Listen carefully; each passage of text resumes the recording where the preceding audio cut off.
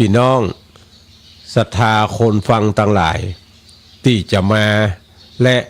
ที่บ่ได้มาบางท่านนั้นถึงแม้ว่าตัวร่างกายบ่ได้มาแต่ก็ฝากปัจจัยเงินทองเต้าที่จะกึดการกึดงานในการกุศลตามกำลังทรัพย์ของตัวเก่าเอามาให้มาหอมกันบางคนนั้นอายุยังมาถึง60เตื้อแต่ก็ได้เบี้ยพิการก็อาศัยเบี้ยตั้งหลายแล้วนั่นที่ ผู้มีส่วนเกี่ยวข้องได้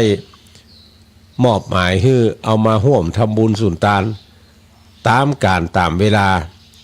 ก็ถือได้ว่าได้ทำคุณงามความดี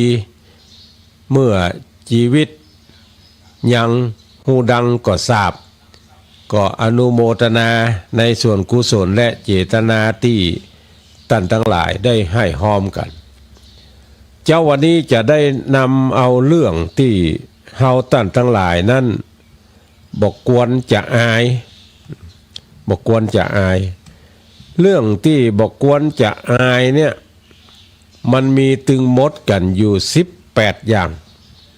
แต่ว่าวันซืนนั้นเรื่องข้อคิด18อย่างวันนี้จะเอาเรื่องที่เฮาบอกควรจะอายแถม18อย่างมามาจากับท่านทั้งหลายในเรื่องที่1เรื่องที่บอกควรอายก็คือการขอโทษหลายครั้งที่เฮาอาจจะคิดว่าถ้าเฮาขอโทษไปแล้วเขาอาจจะมองว่าเฮาอ่อนแอหรือเปล่าแต่นี่คือการแสดงความแข็งแกร่งในใจของเฮาเองการขอโทษคือการแสดงความรับผิดชอบและการเรียนรู้จากความผิดพลาดอันนี้เป็นประการที่1ท่านทั้งหลายประการที่2การถามคำถามบางทีเฮาอาจจะรู้สึกอายที่จะถามคำถามเพราะกลัวว่าคนอื่นจะพ้อเฮาว่าเป็นคนโง่แต่จริงๆแล้วบ่มีคำถามไหนที่จะคนฟังแล้วจะคิดว่าเฮานั่นบ่ลวกเป็นคนโง่การถามคือการแสดงถึงความอยากรู้อย่างนี้เป็นต้นการบอกประการที่3คือการบอกว่าต้องการความช่วยเหลือเฮาทุกคนต้องการความช่วยเหลือเพราะเฮาทุกคนน่ะมีช่วงเวลาที่รู้สึกเหนื่อยหรือบ่สามารถทำทุกอย่างได้ด้วยตนเองก็การขอความช่วยเหลือบ่ใช่การแสดงความอ่อนแอแต่เป็นการแสดงความกล้าที่จะเปิดใจแล้วก็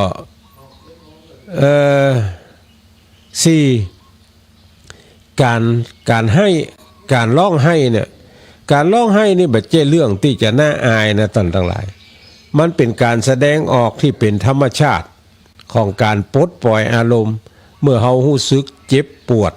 หรือว่าทุกข์ใจเที่ยวอีเป็นต้นประการที่5การยอมรับความบ่สมบูรณ์แบบการยอมรับความบ่สมบูรณ์แบบเนี่ยบ่มีไผในโลกนี้ที่จะสมบูรณ์แบบคนเฮาทุกคนเนี่ยมันมีข้อผิดพลาดและจุดอ่อนการยอมรับตัวเก่าในการเดินทางไปสู่ความเข้าใจตัวเองอย่างแท้จริงเนี่ยมันจะทำให้เราท่านทั้งหลายมีความรู้สึกที่ดีเป็นประการที่5ประการที่6การเปลี่ยนแปลงตัวเก่าการตัดสินใจเปลี่ยนแปลงตัวเองเพื่อให้ชีวิตมันดีขึ้นกว่าเก่าหรือให้เติบโตใหญ่ขึ้นไปแถมมันบ่ใช่เรื่องที่น่าอายการพัฒนาและการเรียนรู้บ่เคยเป็นสิ่งที่ผิดต่อเฮาท่านทั้งหลายบางคนอาจจะคิดว่า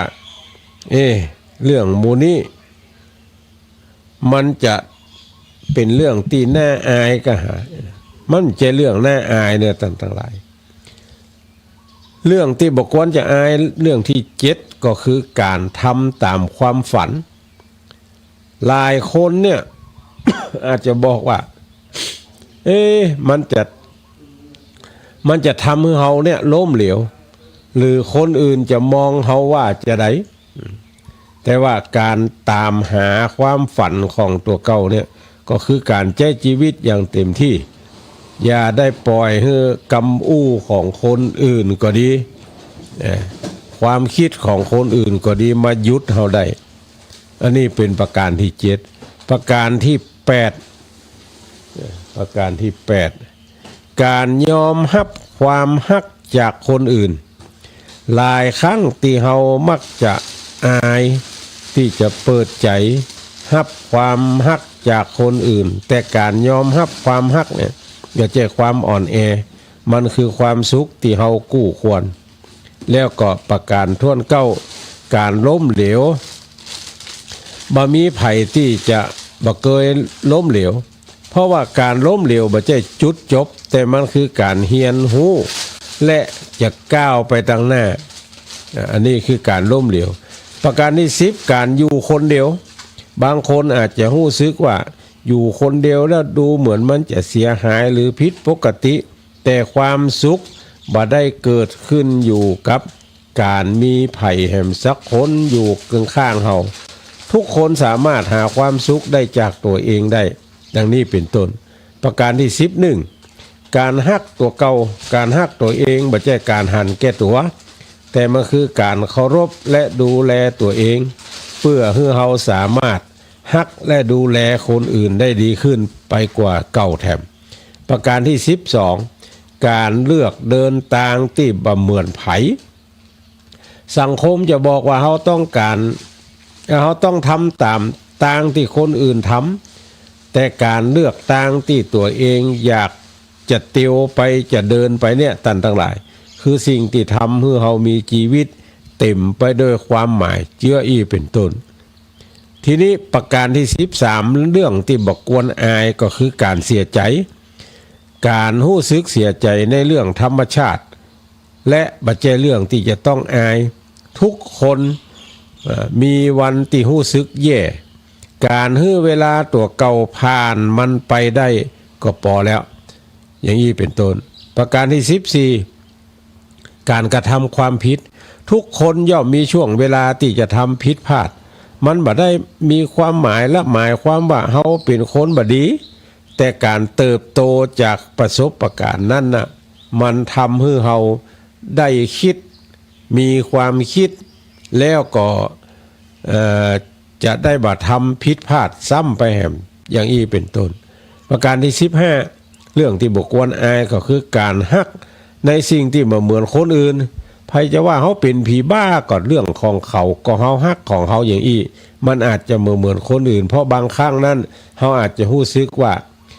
ความชอบความฮักของเขาเนี่ยมันแปลกแต่จริงๆแล้วทุกคนมีสิ่งที่ฮักต่างกันและความหลากหลายนี่เองทำให้โลกน่าสนใจขึ้นบางคนฮักหมาบางคนฮักแมวบางคนก็ฮักงูบางคนฮักจักกาอย่างนี้เป็นต้นเนี่ยฮักไผฮักมันก็ทำโลกให้โลกนี่น่าสนใจในแต่ละด้านของแต่ละคนประการที่16การทำตามหัวใจบอกว่าคนอื่นจะกึดจะใดก็ตามการทำตามเสียงของหัวใจตัวเก่าเนี่ยจะพาเฮามาถึงสิ่งที่ดีที่สุดในชีวิตเฮาประการที่17การฮื้อหรือการให้เนี่ยมันบ่จำเป็นต้องเป็นสิ่งของหรือเงินทองนะต่างๆหลายอาจจะเป็นเวลาหรือความใส่ใจการฮื้อ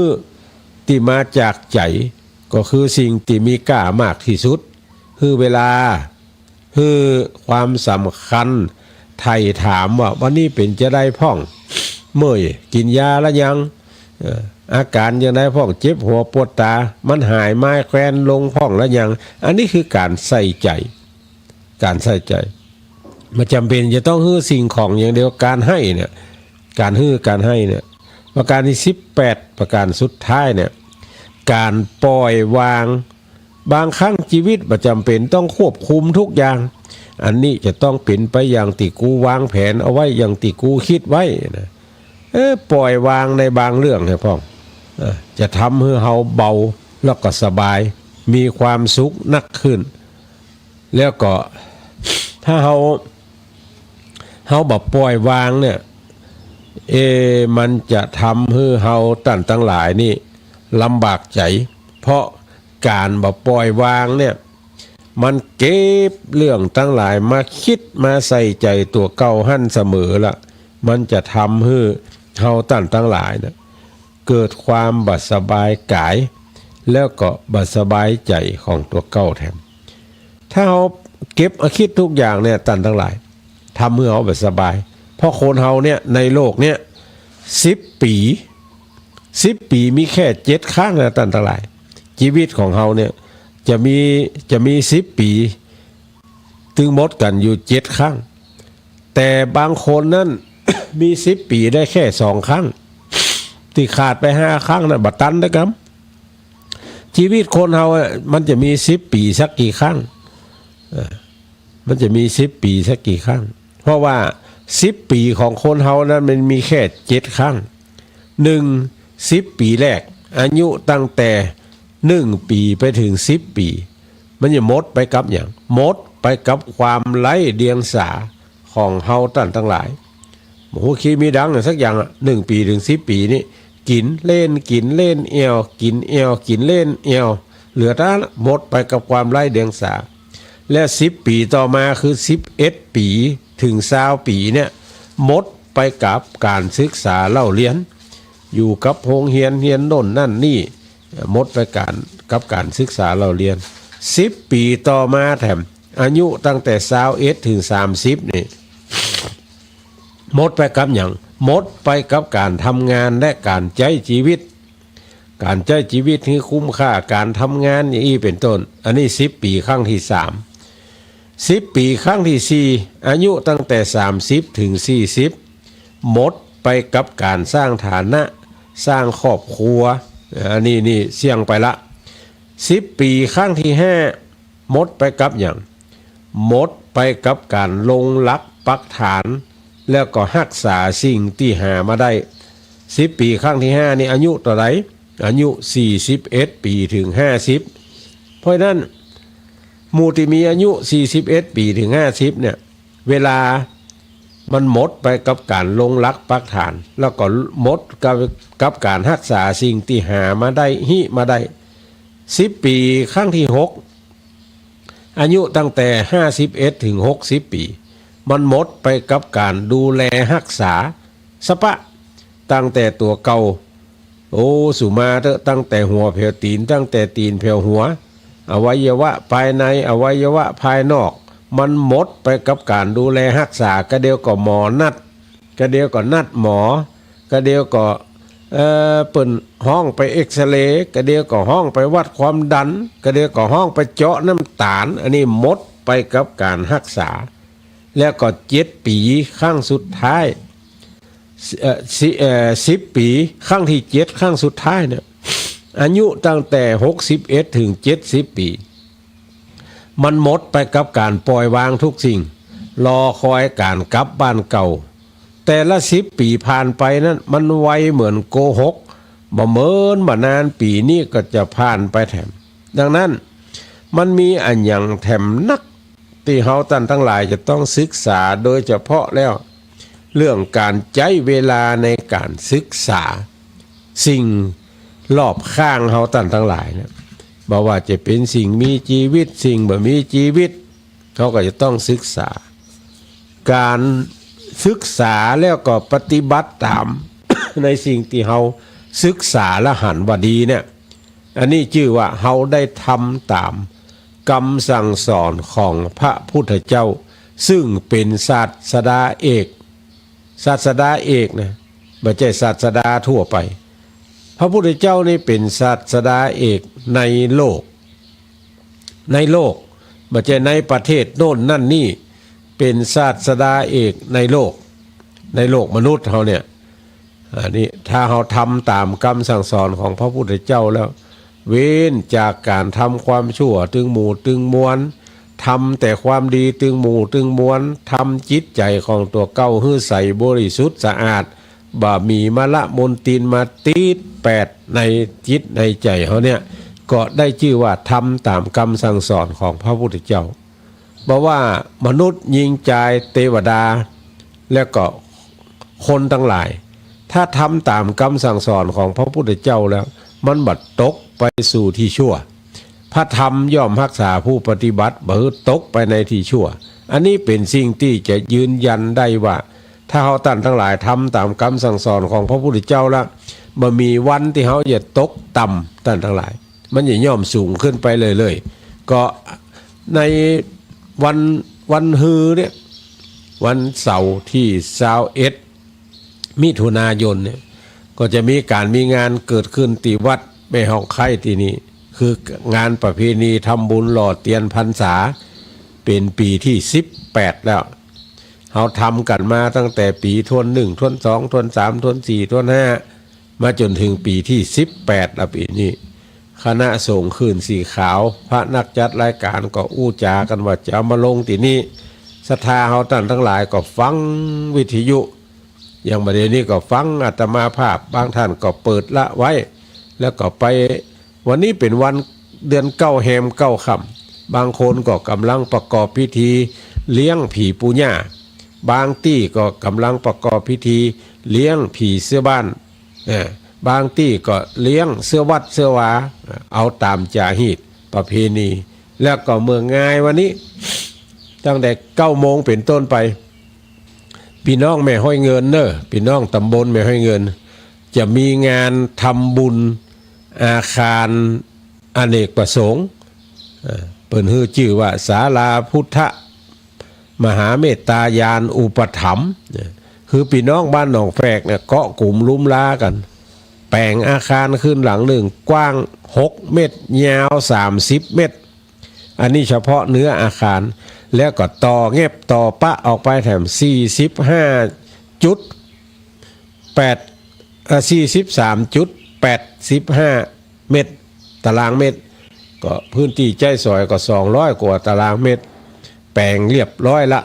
ก็ได้รับความเมตตาจากหลายฝ่ายมาช่วยเหลือเพื่อฝ่ายกันผู้ดำเนินการก็ขออาตมาภาพไปยื้อไปกอยเมืองเขาว่าไปนั่งนักก็ไม่ได้เนี่ยอย่างนักเก่าไปพอเปิ้นว่าอันนั้นควรจะทำอันนี้ควรจะทำอันนั้นบัดนี้มันแล้วล่ะแต่ว่าปากันไปตกแต่งห้างตำดายังสถานที่เครื่องกินครัวตาลก็เกียมพร้อมละวันนี้จะได้ยกกินยอตาลทำบุญเปิดป้ายในเมืองไงวันนี้ก็เชิญชวนท่านทั้งหลายไปร่วมกันเนอวันนี้นะที่แม่ห้อยเงินแล้ววันฮือเนี่ยท่านทั้งหลายที่มีความเป็นห่วงเรื่องเข้าป่าอาหารเรื่องน้ำเรื่องอย่างนี้ก็บัดเดี๋ยวนี้สว่างใจไปละท่านอาจารย์มหาสมชาติพร้อมกับโดยพระนักจัดรายการคลื่นสีขาวก็ปากันมากำจูอุดหนุนเกี่ยวกับเข้าป่าอาหารท่านทั้งหลายบางท่านก็โทรมาอีแม่อีพี่อีป้าน้องจะเอาน้ำไปจำนวนต่ออันแพ็คเนอะจะเอานี่ไปต่ออันเนอะแต่ว่านี่ก็ไป ที่ว่าตะเกียประจัดสถานที่นายณรงค์นางทองนินทรถาเอาน้ำใส่หลังรถมาแถม10 แพ็คก็อนุโมทนาเนอะติดตามน้ำตัวกันต่อไปก็จะได้อนุโมทนารายชื่อของพี่น้องที่ให้หอมมาต่อว่านี่ไปงานส่งน้ำพระธาตุวัดแม่โป่งเปิ่นเกิดหอมก็มีป่อวิโรธแม่อำนวยไทยยันโตบ้านแม่โป่งหมู่ที่5ร่วมทำบุญมาแถม200 บาทแม่ทองไฟแดงพร้อมโดยบุตรหลานอุทิศไว้ไปหน้าอันนี้เปิ่นร่วมรอเตียนวสาอยู่จำนวน200 บาทแล้วก็แม่ครูลำดวนเป่งโทบ้านป่าแม่แดงหมู่9ร่วมรอเตียนพรรษาแถม200 บาทแต่ว่านี่ตุลุงมานิดถาวโลเอามาถวายก็มีส่วนหนึ่งแล้วก็ไผ่โหเอามายื่นเพิ่มส่วนหนึ่งก็เมาอู้จากันกับตู้เจ้ากันอยู่เปิ้นเอามายื่นเฮือก็เลยปั่นปอนอายุมโนสุขังพลังเปิ้นไปละแล้วก็ทัดมาหมายมีแม่อุ้ยทองเพียงนา นางจันเพ็ญภูคัดหมื่นบ้านป่าแม่แดงแถม100 บาทแล้วก็แม่แสงเอ้ยสุติวงศ์สันทรายแม่ย่อยร่วมทำบุญมาแถม100 บาทแต่ว่าเมื่อค่ำแม่อุ้ยนาขันพ้นฟังรายการอยู่ที่พุทธป่าเมียงป่าปานหมู่ที่3ตำบลเทพเสด็จฟังเปิดฟังได้ยินพ่องบ่ได้ยินพ่องแม่อุ้ยก็มีเจตนาบอกให้ลูกสาวกับลูกเขยว่าให้เอาเมี่ยงไปถวายตุลุงให้ทำพร้อมกับปัจจัยแถมส่วนหนึ่งเพื่อนจะได้ใจงานวันฮือนี่หล่อเตียนเพราะว่าเมี่ยงนั้นมันเป็นการเพื่อนว่าตั้งเก้ากำอูมาถึงก็นั่งแล้วก็เตเมี่ยงก่อนมาแต่เจ้าละกากินข้าวกับหยังอมเมี่ยงกันเนาะอันนี้เมี่ยงฝาดกับเมี่ยงส้มนั่นเป็นเก้ากำอูแม่อุ้ยเอาเมี่ยงมาฮือส่วนหนึ่งวันนี้ก็จะได้ฮือแม่บ้านได้จัดเตรียมดาไว้เพราะว่าตู้เจ้าพระเนรเฮาส่วนหนึ่งก็ยังอมเมี่ยงอมอย่างอยู่ไผบ่อมมากก็อมเมี่ยงบางโตนบางองค์ก็บ่อมละบางผู้บางต้านก็บ่เกี้ยวมากละแม่อุ้ยเอาเมี่ยงมาฮือแล้วเข้าป่าอาหารแถมจัดหลายอย่างวันนี้ก็จะได้ฮือประคอบประครัวดาถวายพระเจ้าพระสงฆ์เปิ้นนอกจากเอาเมี่ยงมาแล้วก็ยังบริจาคปัจจัยมาแห่มจำนวน100 บาทก็ขออนุโมทนาในส่วนกุศลและเจตนาเนอะแต่ว่าเมื่อค่ำหลายท่านก็โทรมาบอกว่าโฮงทานเนี่ยไผเอาอย่างมาร่วมก็เอามาได้กะตุลุงก็แม่นไผจะเอาได้มาก็เอามาได้เนอะอาหารการกินมีโต๊ะมีอย่างเฮ้อมีโต๊ะมีอย่างเฮ้อแล้วก็ไผฮู้นะว่าจะมาหาวันนี้ถ้ามาเมื่องายนี่บ่ได้ปะกันเนอะจะไปงานตาลศาลาที่เปิดป้ายศาลาที่ว่าตะกี้แต่ว่าคนที่จะอยู่วัดก็มีอยู่เนาะคนที่จะอยู่วัดก็มีอยู่ก็คือท่านทั้งหลายมาเถอะจะเอาน้ำมาถวายเป็นตาลก็ได้จะเอาอย่างมากก็ได้เพราะว่ามีคนอยู่เนาะมีคนอยู่แล้วก็ขออนุโมทนากับพี่น้องบ้านเปียนแล้วก็บ้านตาซ้ายเนาะได้ประสานงานมาว่าจะเอาโฮงทานมาในวันที่21แล้วก็วันที่25งานวัดนี้จะมีสองงานนะท่านทั้งหลายวันฮือวันที่21นี่จะเป็นงานหล่อเตียนแล้วก็วันที่25วันพุธเป็นงานทำบุญประเพณีส่งน้ำพระธาตุอันนั้นก็มีวันค่ำเหมือนกันมีซอโดยมีบอกไฟโดยวันที่25พุ่นนะไผบ่ได้มา21วันฮือนี่เพราะว่าละอ่อนบ่ว่างวันเสาร์เขาแยกการวันติดเขาแยกการเขาหยุดกับวันศีลนี่นะก็มาวันที่25พวกก็ได้จะหยุดเตียนไว้ฮือรอสักต้นหนึ่งเล่มหนึ่งเปิดโอกาสฮือว่าเพื่อบ่ได้มาในวันผูกวันฮือเนี่ยวันที่21นี่นะมา25ลวดโดยหัวหมวดก็ดีโดยตู้เจ้าก็ดีก็ลวดมารอในวันที่25ปุ่นก็ได้จะได้เหี่ยก็ดีการทำบุญสุนทานเนี่ยท่านทั้งหลายก็เมื่อมีโอกาสขัดใจทำอยากกินอย่างเฮือกินใครไปไหนเฮือไปใครทำอย่างขัดใจทำเมื่อจิตยังดังสาบนี่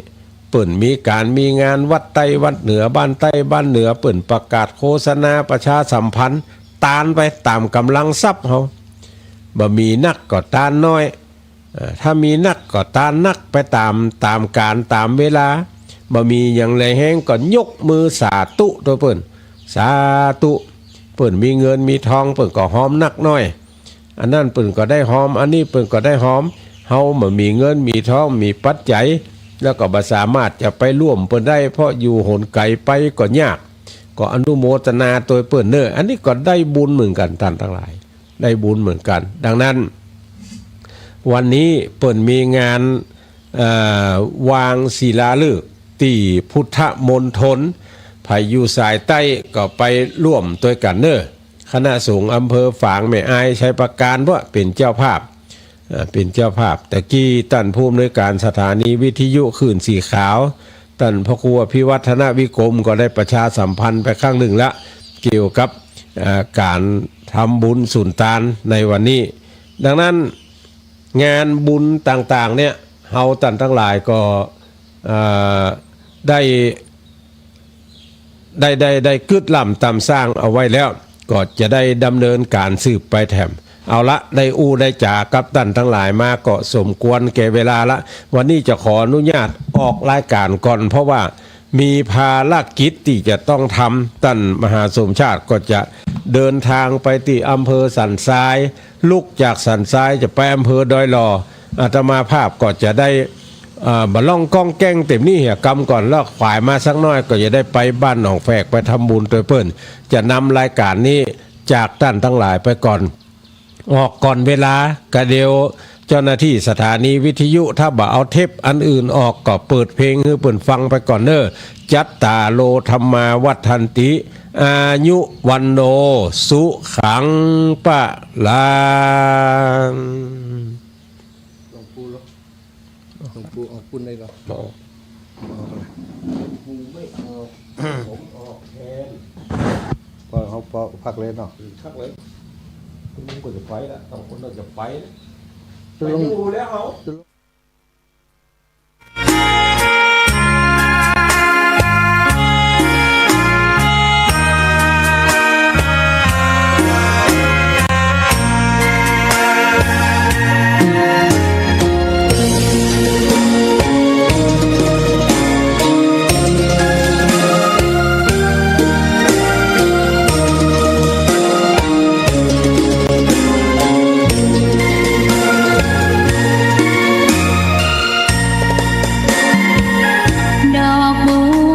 ดอกหนึ่งพึงใจไว้เพื่อบูชาแด่องค์พระศาสดาสัมมาสัมพุทธเจ้ามีความงามเงียบไม่เปรียบเทียบเท่า